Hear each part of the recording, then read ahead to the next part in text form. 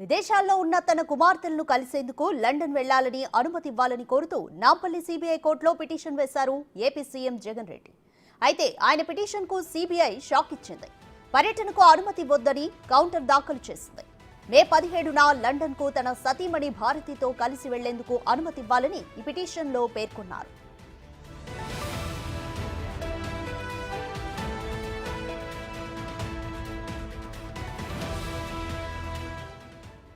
అటు లండన్ వెళ్లేందుకు జగన్ కు అనుమతి ఇవ్వొద్దని సిబిఐ కౌంటర్ దాఖలు చేసింది.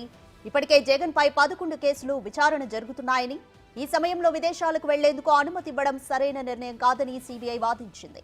ప్రతి కేసులో జగన్ ప్రధాన ముద్దాయిగా ఉన్నారన్న సిబిఐ మే 15న జగన్ ప్రధాన కేసు విచారణ ఉందని కోర్టుకు తెలిపింది.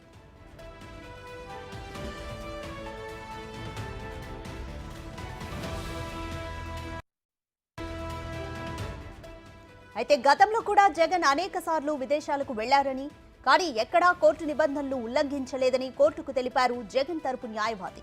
రైట్ టు ట్రావెల్స్ అబ్రాడ్ అనేది రాజ్యాంగం కల్పించిన హక్కు అని, దాన్ని కాలరాయడం సరైంది కాదని కోర్టుకు నివేదించారు.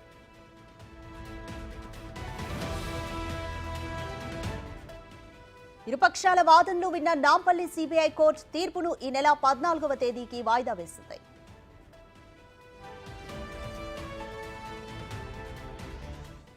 మరింత సమాచారం మా ప్రతినిధి సురేష్ అందిస్తారు. సురేష్, తన కుమార్తెలను కలుస్తానంటూ సీఎం జగన్ పిటిషన్ వేశారు.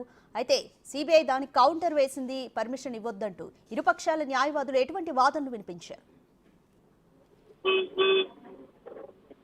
జగన్మోహన్ రెడ్డి కూతుర్లు లండన్ లో చదువుకుంటున్నారు కాబట్టి వారిని కలిసేందుకు వెళ్లేందుకు పర్మిషన్ ఇవ్వాలంటూ కూడా సిబిఐ కోర్టులో పిటిషన్ దాఖలు చేయడం జరిగింది జగన్మోహన్ రెడ్డి. దీనిపైనే ఈ రోజు వాదనలు జరిగాయి. జగన్మోహన్ రెడ్డి తరపు న్యాయవాది వాదనలు వినిపిస్తున్నా కానీ సిబిఐ కూడా ఇందులో కౌంటర్ దాఖలు చేసింది. కేసులు చాలా విచారణ జరుగుతున్న సమయంలో ప్రధాన కేసు, ఈ కేసులో ఉన్న 15వ తేదీన విచారణ ఉంది. ఈ సమయంలో జగన్మోహన్ రెడ్డి విదేశాలకు వెళ్ళడానికి అనుమతి ఇవ్వద్దు అంటూ కూడా సిబిఐ కౌంటర్ దాఖలు చేసింది. దీనికి సంబంధించి జగన్మోహన్ రెడ్డి తరపు న్యాయవాది వాదనలు వినిపించారు. గతంలో కూడా విదేశాలకు జగన్ వెళ్ళాడు. అక్కడ ఎప్పుడు కూడా కోర్టుకు రూల్స్ విరుద్ధంగా ఎక్కడ వ్యవహరించలేదు, కోర్టు చెప్పిన విధంగానే నడుచుకున్నారని చెప్పేసి కూడా కోర్టు దృష్టికి తీసుకురావడం జరిగింది.